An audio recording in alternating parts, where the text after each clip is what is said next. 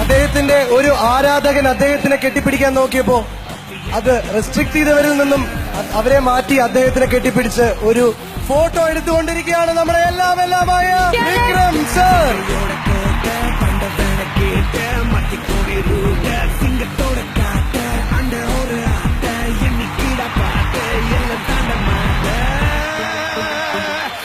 Asian film awards 2015 ഏറ്റവും heart touching ആയിട്ടുള്ള ഒരു മൊമെന്റ് ആണ് നമ്മളിപ്പോ നമ്മുടെ ഈ ഒരു വേദിയിൽ വെച്ച് നടന്നുകൊണ്ടിരിക്കുന്നത്.